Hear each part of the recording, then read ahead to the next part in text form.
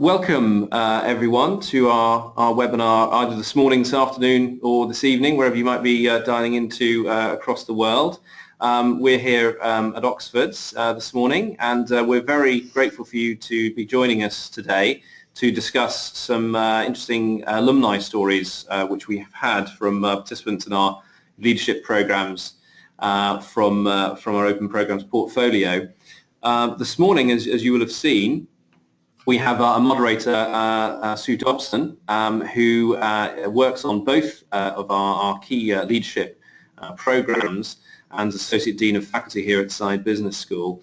We're also very privileged to have three of our alums, actually. We did have four alumni on the panel originally, but unfortunately, due to technical issues, we are not able to have Maureen Asaf join us this morning, unfortunately, but we will be following up with some information from her in due course, hopefully. We do, however, have Edward Lung, who is the head of Ultra High Net Worth Platform in Asia Pacific, who is an Advanced Management and Leadership Program alumnus from June 2015.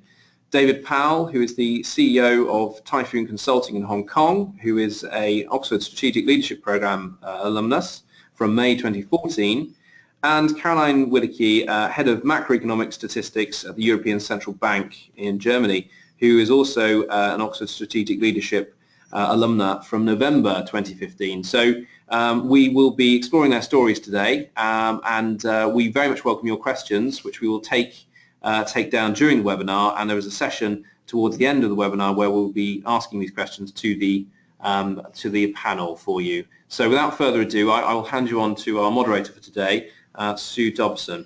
Right, let me extend my welcome as well. I work on both programs. It's a great privilege to do so, and I'm now very much looking forward to having a conversation with our three alumnus about some of the motivations for them joining the program and what happened. So if I may, I'll start with David, David Powell, who is on the Strategic Leadership Program. David, can you tell us a little bit about what triggered you to apply for the program and what brought you to Oxford on this program in particular? Thanks, yes. And so I was looking for a program that provide a combination of both theoretical and practical activities. I didn't really want to be just sitting in a classroom being lectured for a week. And so Oxford was attractive because the business school was fully integrated within the university, and I think it provided a great opportunity to mix lectures which were sort of focused on theoretical activities, and some of those we held at the business school, some of them we held at campus, and then there were other activities which made use of the broader university, so the Ashmolean Museum, colleges, and then we had guest speakers from the Blavatnik School and also the Martin School as well. So I really felt that it was a very multidisciplinary approach to exploring leadership in lots of different dimensions, and I think that was something that I think it's something that only Oxford can provide, and it was certainly it made it actually a very easy decision in terms of making the decision to do the strategic leadership program, because I couldn't see anything else like it offered anywhere else. Great. So is that integration of the business school and drawing on humanities and the rest of the university that really made a difference for you? Yeah, it is, and I think I just didn't want to here's some theories about leadership which you can read back. I mean, anybody can do that. Yeah. But I think just bringing in, using the broader assets, both physical and intellectual, of the university is very compelling. Great. Okay. And tell us, if you will, what you discovered either about your own leadership practice or your organisation as a result of that week. I'll try not to give too much away, because of the people who it's a unique course, and so I'm not going to give too much away, because it really is something that you have to experience. But there were lots of. I went in there with probably some very basic standard questions about leadership in terms of what I really understood as leadership, and then I kind of threw those questions away because within probably 24 hours you realise you're going to be taking into lots of different places, so far out of your comfort zone that it's something that was completely out of context to anything you'd experienced in real life. But you can take very, very strong lessons away. So one of them was involving music, where we were thrown into a situation which I can only categorise as being completely terrifying at the time. But it, to me, was about leadership. Is about being uncomfortable, and it's actually okay to be uncomfortable, but it's all about the support you get. And I think within the leadership program, that theme came out again and again. Is about leadership. Is about discomfort. Is about being at the forefront, taking ownership and responsibility, but knowing that you've got to get the right support network in place. So that, for me, in terms of transitioning from Oxford, I then left the company I was working at the time, and I joined a startup, which is it was in a very interesting, exciting place to be, but it's incredibly uncomfortable in terms of not knowing whether it's going to work, and the fact that its success is going to live and die through my very own actions. And I've been with the company now for 2 years. I'm the CEO of our Asia Pacific business, and we've grown to 30 people globally, and we've got offices in Hong Kong, London, and the US now. So I was very able very easily to take the lessons learned from the strategic leadership program and put them directly into practice. Okay, so that was the impact of the course for you, and I love the point about you throwing your original questions away, because you begin to understand what perhaps are the deeper questions that you need to address. I think that's a lovely point. Exactly. Okay. Yeah. Anything else on the impact of the course before I move on to Edward? I think the only thing I would add would be that it then made me want to do more, and I think this is another common experience from people on the strategic leadership program.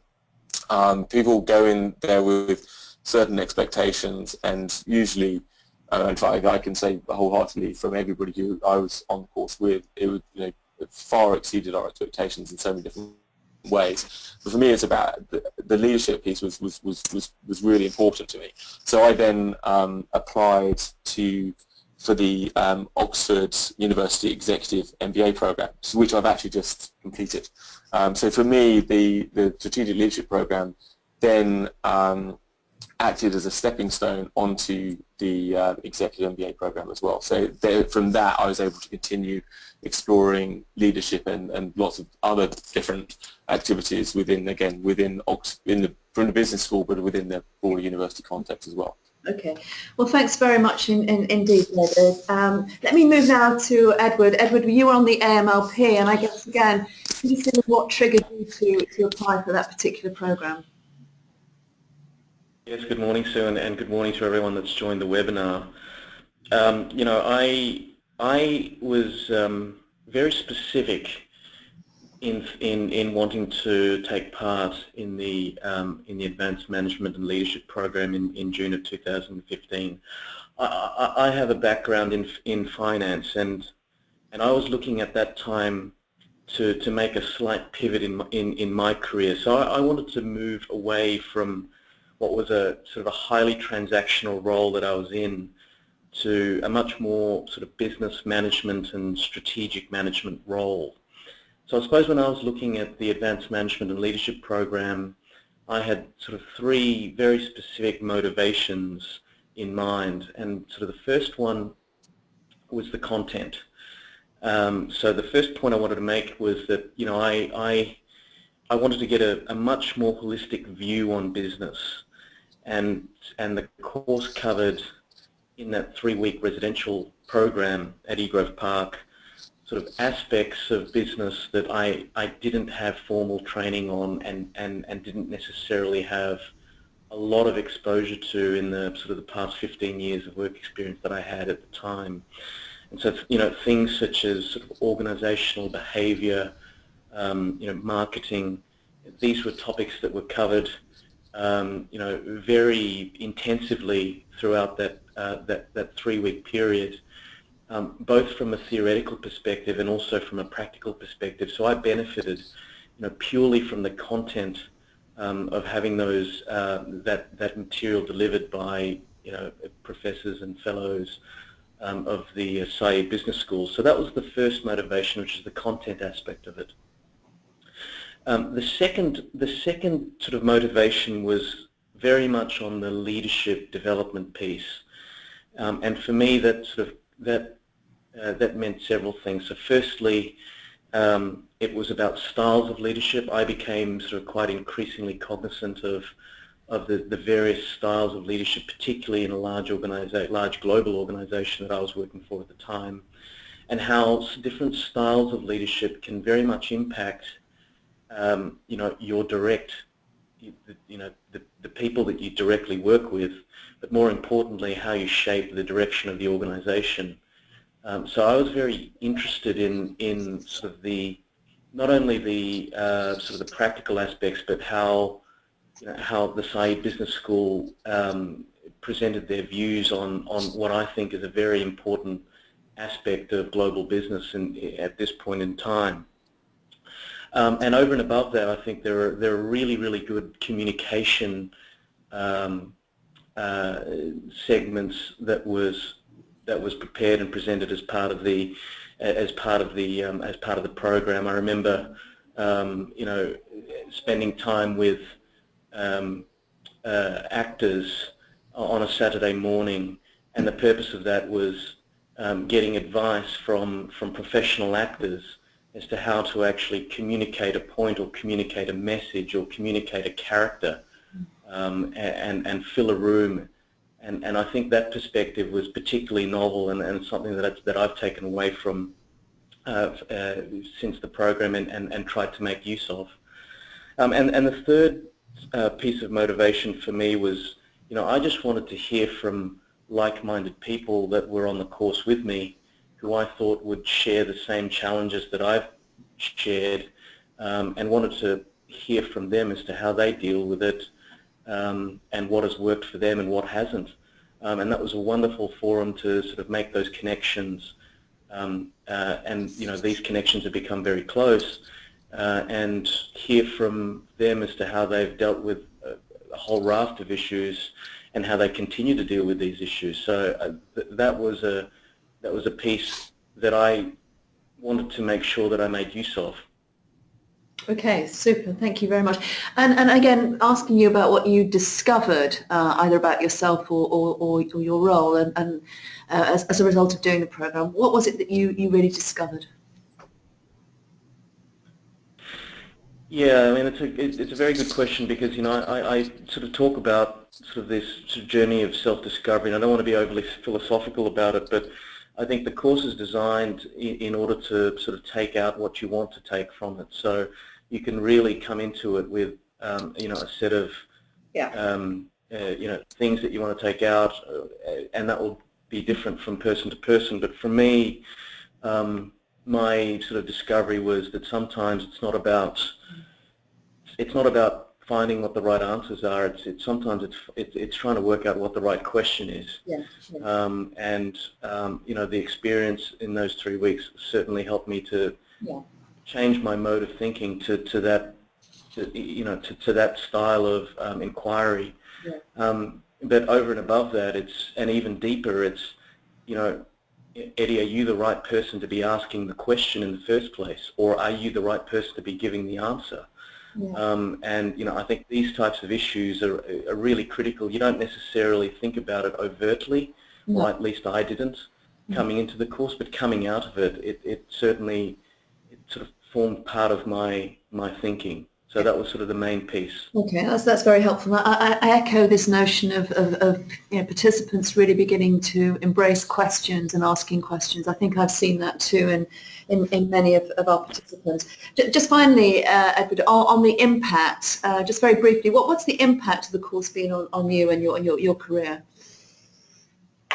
Yeah, so a very direct impact. I mean, I had a very clear sort of desire going into it to pivot my role. So I've changed roles as a result of the program to a more business management style role as opposed to a transactional one. and funnily enough, the opportunity or the role that I'm working in right now was a direct result from a connection that I made on the course. Okay. Yeah. Which is it's been a very substantial change, directly attributable to the AMP. Okay, yeah, and it's part of building those networks, and opportunities come out of that. Thank you very much indeed, Edward. Now, last but not least, Caroline, tell us about your journey. What brought you to the SLP? Yes, good morning to everybody. My experience are partly, of course, coinciding with the two previous speakers, but when I was looking for the Oxford Strategic Leadership course, I was really searching for a course that would go beyond the toolbox, so to say. I had already attended a number of managerial courses during my career that were more specifically giving you the tool how to deal with specific situations or leadership challenges.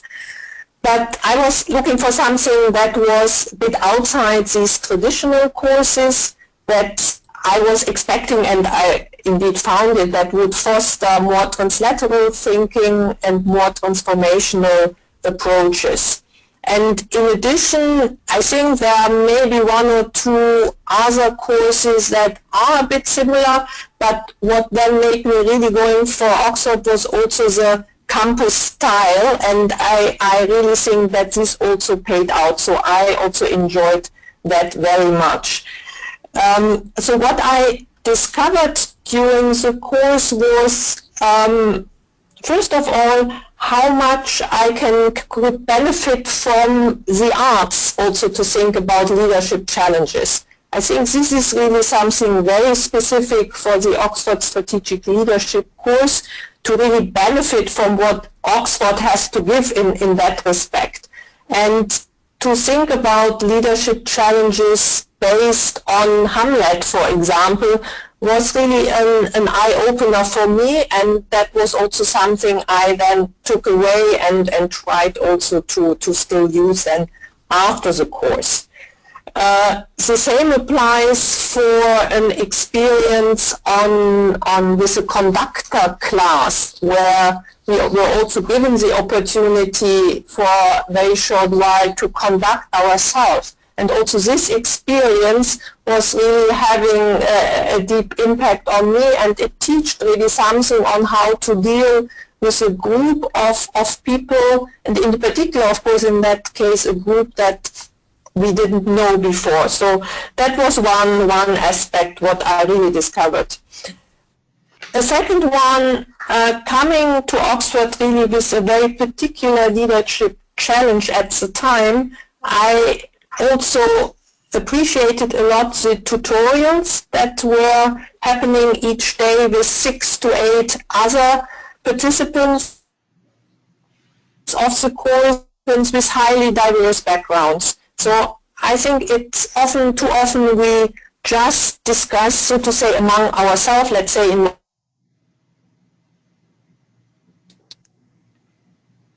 my case among central bankers.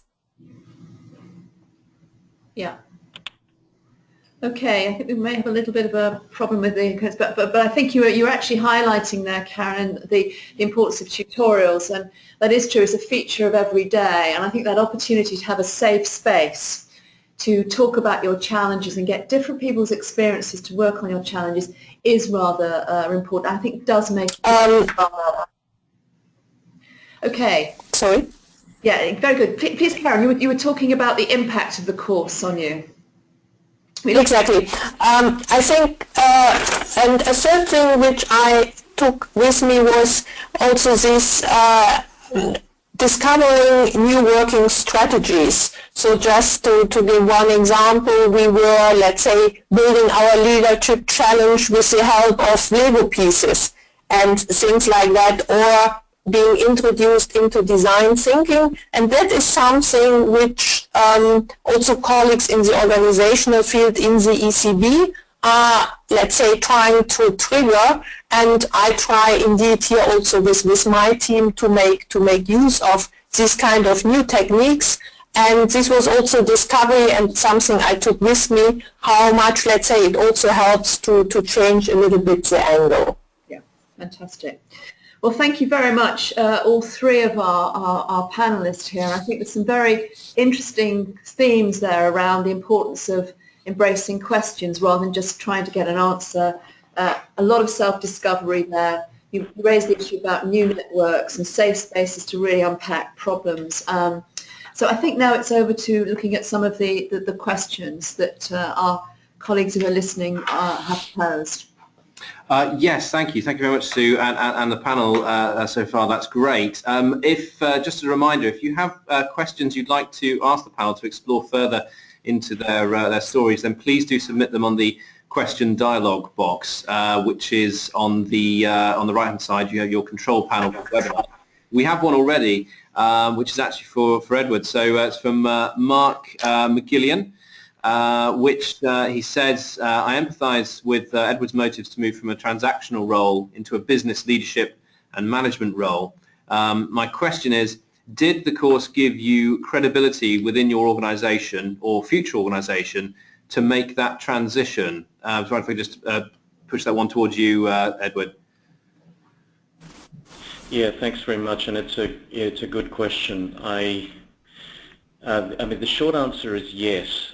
In order to, and the reason was as follows: the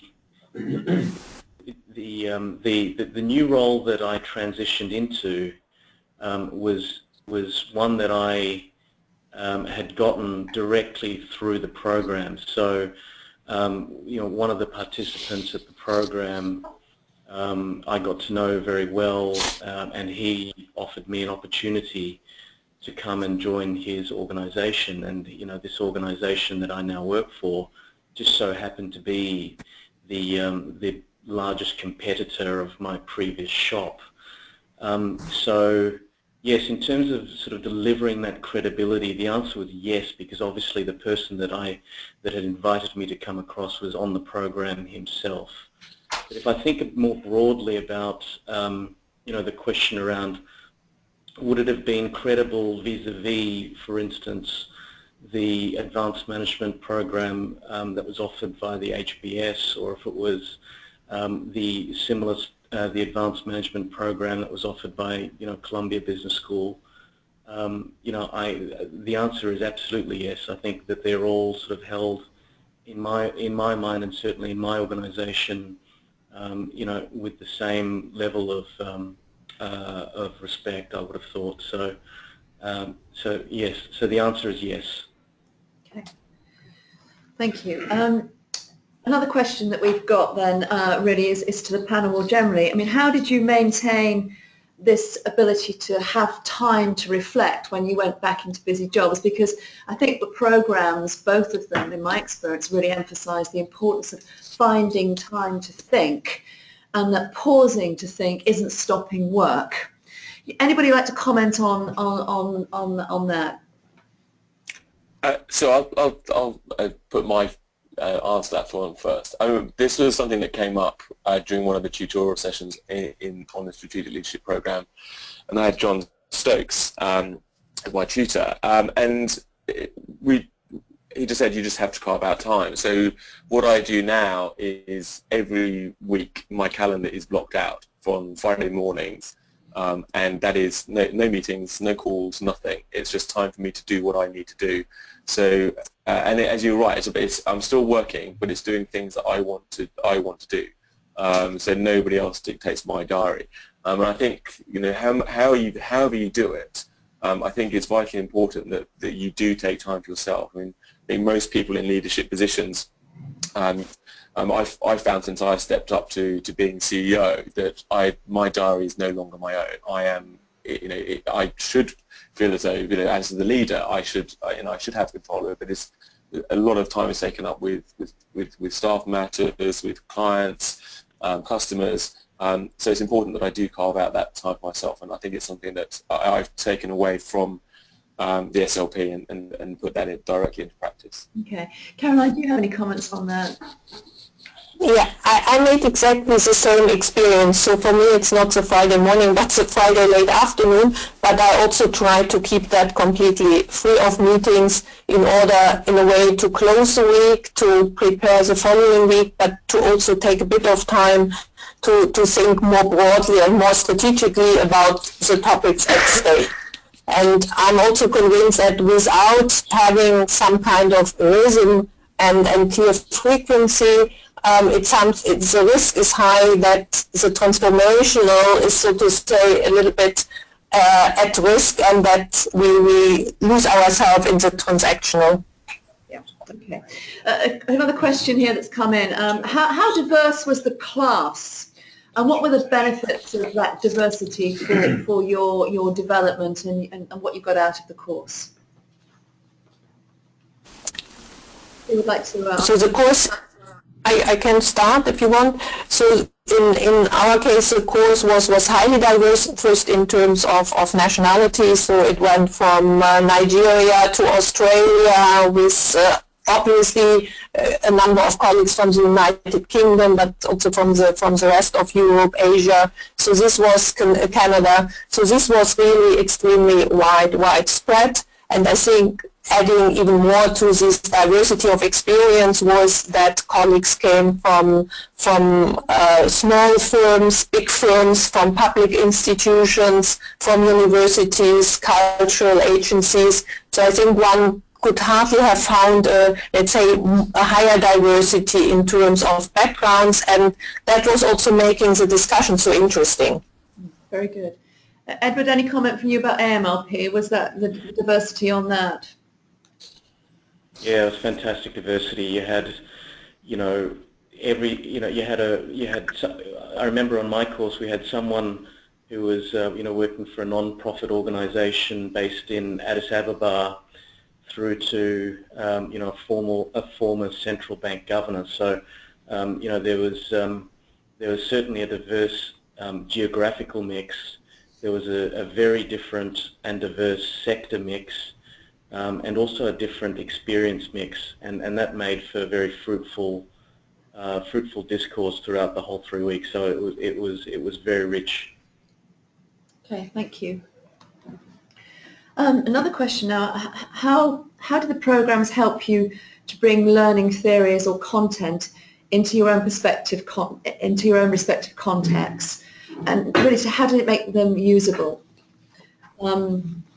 David, do you want to kick up on this? Yeah, I actually, this is one of the things that when we were going through it, because it's the SLP is very, very practical. But there's a few things that I go back to with great regularity. One was we had a presentation by or lecture by Ian Goldin, who was the head of the Martin School, and so he was talking about global complexity and interconnectedness, and that's something I sort of go back to again and again and again. The two other sessions which I felt were very, very practical. One was, I've already referenced John Stokes, and the psychology of leadership. I go back to the slides that he presented on probably every couple of months, just to read through them and just remind myself and just that everything's okay, and it's just a very good crutch. I think one of the other ones I felt was very useful was Gareth Morgan, who presented on complexity and chaos, and how very often we're focused on, it's interesting listening to Edward talk about it, that we're very focused on operational or transactional items. We don't really take the time to look at what's coming, further down the line, what could be disrupting us. And I think that's another one that I go back to again and again, particularly now sort of leading a small organisation trying to take market share away from the big guys. It's, we're very susceptible to disruption ourselves, as well as hoping to disrupt, and that's one I go back to. So I think that there are some subjects which at the time I might not have realised how useful they were going to be. But I think it's a very good reflection on the course, on the SLP, that I continually dig back into the collateral that we went through during the week, and put that back into my job. Okay, thank you. We've had another question come through, actually, so it's topical in terms of where we are now, just standing at the end of 2016 and looking ahead to 2017, I think. So it's a question to the whole panel. Do you feel that you are better prepared for, I suppose, global change in general? We've obviously had a lot of political change, but other change going on globally this year. Says particularly with potentially very unsettled 2017 ahead. So I suppose you sort of started to touch on that previously, David, but if others have got their opinions on that.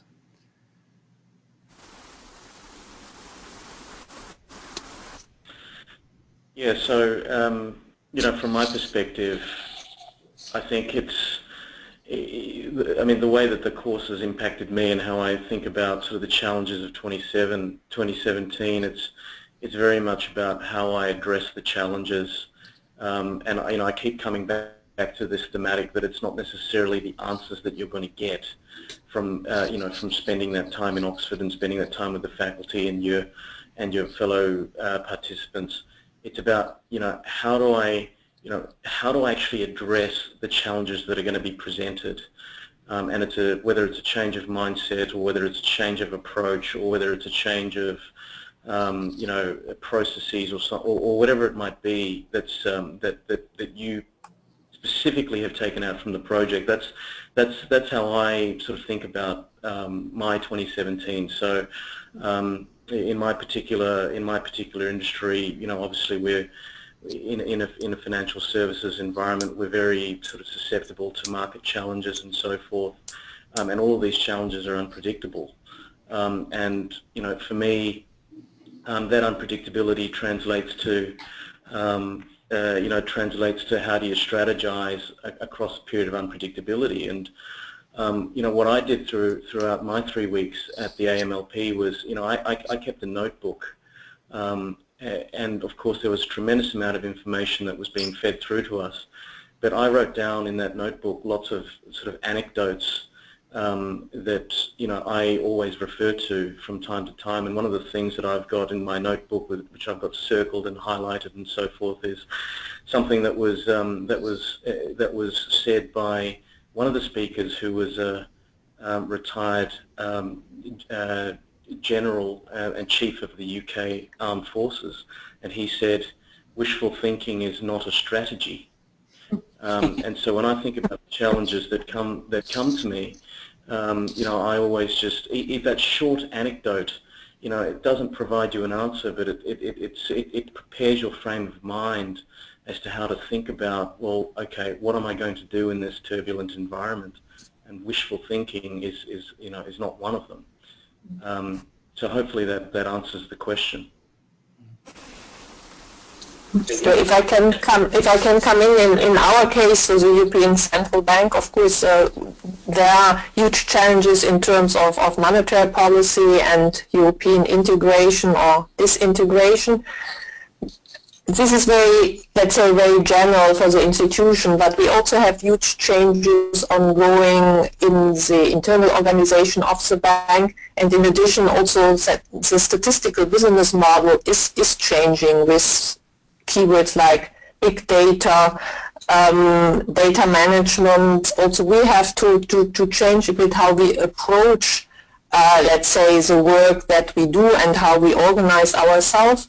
I think here it's not that the course would have given you the answers, but the course places a lot of importance on the personality of the leader. And as one of the other speakers said before, that being a leader is not always only pleasant. So it reminds me quite often what was said in Oxford. It's a little bit like being in the swamp and finding the way, not only finding the way for yourself, but also for your team. So I think it's really this mindset that I've taken away, and that really helps when thinking and planning for the year ahead. Very good, thank you. We've had another question come in here. Did you, again, it's for the whole panel, did you feel that the tutors or lecturers on the various courses had sufficient real-world experience at senior leadership or management levels to adequately translate theory into practice? Interesting question.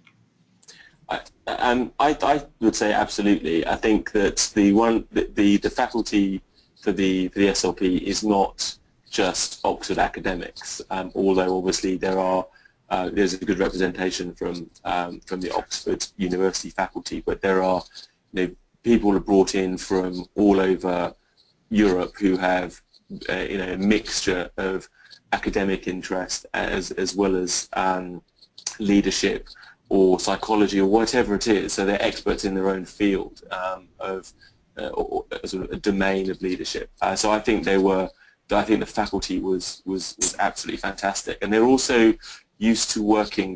Most of them have worked on the I guess the SLP or the AMLP for a number of years, so they're very used to dealing with the diverse group that we certainly all were. So I think it was the faculty is actually fantastic. It's actually one of the things I think that makes it very special is that there is a diverse faculty group, and it isn't just restricted to faculty members, sort of standard faculty members of the university. Anybody else want to comment? I can only underline this. I think the tutors were really excellent, and they were excellent in their own fields, and that helped the discussion a lot. But in addition, at least from the one I was with, they were excellent facilitators of the discussion, so that really the group, and we were together with really senior leaders from other industries, so we could benefit quite a lot from each other, and a good facilitation in these instances is also very important, and that really worked excellent. Lovely, thank you very much for that. And we have another question here, probably moving towards some of our final questions this morning, but this one I think would be probably for Edward, really. So the question is, does the scope of the Advanced Management and Leadership Programme help social good enterprises? For example, this person says, we are bringing digital influence tools to ordinary people in order for them to influence change in brands, authorities and society. This exists within the social good arena and aims to disrupt current, more controlled methods of influence. Would that be right to push to you, Edward? Yeah, I think I've got a sort of a great experience from the AMLP program that I think directly addresses that. So, I did mention that we had a number of participants that were from non-profit organisations, but this whole topic about social good was very prevalent, particularly on my program. And believe it or not, as part of the AMLP, we have a debate that involves essentially sort of the whole class. And the topic for our particular, the debate topic for our particular program was that profit maximization was the aim for business. And as you can imagine, that was a very, very controversial topic, where you had sort of people with very strong capitalist views on one side, and others that debated the topic from a very sort of social aspect to it, and the profit maximizers actually lost that debate, as it turns out. But certainly from my experience, there was tremendous amount of discussion and discourse around that topic.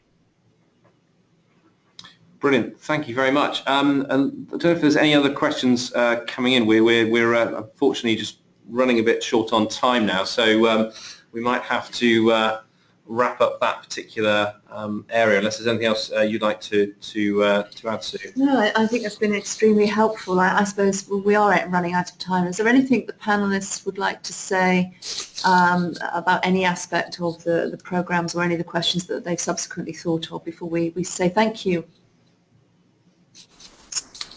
No. Okay, Thank you very much. that's right. Thank you. Thank you. So just to wrap up then, we have Andrew Faulkner to give a very quick overview of some of the details about 2017 and the programmes ahead, just very briefly, and then we'll be able to wrap up today. So firstly, thank you to all of the panellists today. I think that the stories, even from my side, have been fascinating to listen to, and hopefully for those in attendance have really brought these programs to life, which is what we really wanted to do today. So just looking now towards 2017, as my colleague Sam mentioned earlier, we will be running both of these programs twice in the coming year. So the Oxford Strategic Leadership Program, as you should be able to see on your screens now, will run from the 21st to the 26th of May and subsequently from the 19th to the 24th of November next year. That's the program that both David and Caroline attended and have talked about today. And if you'd like to learn more about that program or have a discussion about how that program might address some of your challenges and kind of facilitate some of the discoveries that we've talked about today, please do contact my colleague Corinne Lineker. Her details are also on screen. In relation to the Advanced Management Leadership Program that Edward attended and spoke about today, that will run again twice in 2017, firstly from the 4th to the 24th of June, and then from the 8th to the 28th of October. My details are on screen as well. So again, my name is Andrew Faulkner, and I'd be delighted to have a conversation with anybody who'd like to talk through that program in more detail. So please do get in touch with us. As I hope we've illustrated today, Oxford is all about conversations, and we'd love to have a conversation with anybody who'd like to pick up these programs in more detail. So please do reach out to us, and we very much look forward to hearing from you soon. Thanks very much, Andy. That's great. And just to let everyone know, we will be sending a recording of the webinar afterwards to everyone who attended and everyone who wasn't able to attend this morning. So if you wish to pick up any points, then they will be available on that email, which should be coming to you in the course of the next few days, either today or the beginning of next week, business working week. So just remains to say thank you very much to Sue again for her time this morning, and thank you very much to the panel as well. Indeed. Thank you very much. Thank you very much, everyone. Please. Yeah, pleasure. Thank you. Thank you.